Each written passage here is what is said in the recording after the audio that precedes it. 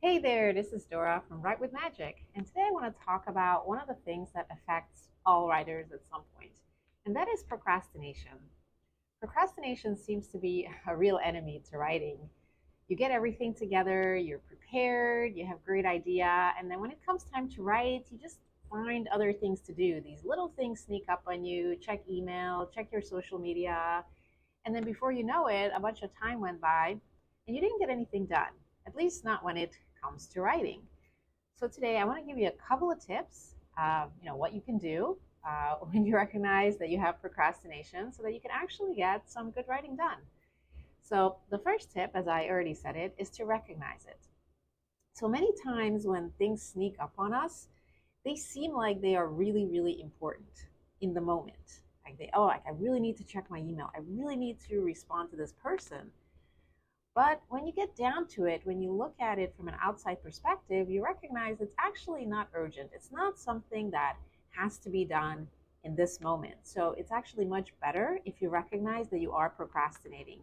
It's better to recognize it and to accept it than to try to resist it and be like, oh, yeah, as soon as I respond to this email, I'm going to go back to my writing and just really try to resist it. It's much better to just recognize it, accept it, and know that it's always going to be there. There's always going to be a part of you that's going to want to procrastinate. So that's the first step, is just to recognize it. The second step is to accept that you're always going to be scared of writing. It's a really terrifying process because you're putting yourself out there. You're very vulnerable. You're expressing yourself and you're putting yourself out there for judgment. And no matter how many books you've written, how many articles, blog posts, when it comes time for that next thing to write, you're going to feel terrified. And I know this from best-selling authors that even after they've written a book that was on the bestsellers list and they made a lot of money, when it comes time for that next book, they feel like they don't have it in them, that they're not going to be able to match that previous success. So take it from best-selling authors that writing is always going to be a terrifying experience, but you can still write despite feeling terrified. I know that's kind of a strange concept to accept, but yeah, that's how best-selling authors write. And I've read this from multiple people now that they're able to write even though they feel terrified. And some of those feelings of feeling terrified actually go away as you do more writing. But just know that if you try to find a solution so that you're not going to feel terrified while writing, well, that's not going to happen. So just accept it. And then the third step is to tap into the emotion of what you're trying to write. If you're just writing facts, facts, facts, it's going to be a really boring read. It's going to be really difficult for you to write.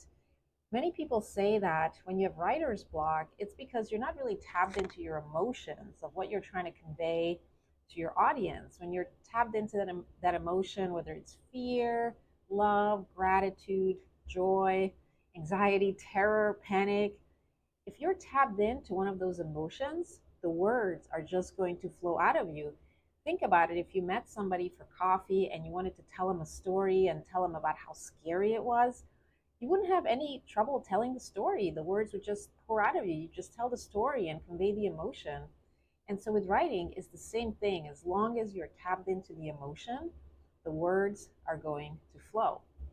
So I wanted to give you a story to illustrate this, which is about my book choice. And that book brings awareness to mental health problems and to the choices that we have in our lives when we have mental health problems. And there were times while writing this book that I felt very vulnerable, I felt very scared, terrified. But as soon as I tapped into that emotion of the freedom of knowing that we have choices, the words started to flow. And so if you're not able to write, it's most likely because you're not tapped into those emotions that you want to convey. And if ever you're stuck, just imagine telling the story that you want to tell to a friend over coffee. Just imagine telling them that story, and I think the words are going to flow. So I hope these three tips were helpful for you. Again, recognize if you're procrastinating. Also accept that you're always going to feel scared and terrified of writing. And third, tap into that emotion that you want to convey through your story.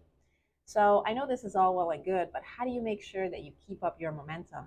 Well, I created a really great tool for you, a daily writing checklist, which is going to help you to take care of those errands, those logistics, just to help you to get organized for writing. And you can download it at writewithmagic.com/checklist. So these tips are going to help you with the day-to-day logistics. How do you make time? How do you create space? What are you going to write about? How much time you should block out for it? All these little logistics the checklist is going to help you to do. So you don't really need to think about those logistics, and you can really focus more on your writing and telling that great story that is already in you. It's already in you, this the story. You just need to allow it through. So again, go to writewithmagic.com/checklist. And I look forward to hearing about your writing success stories.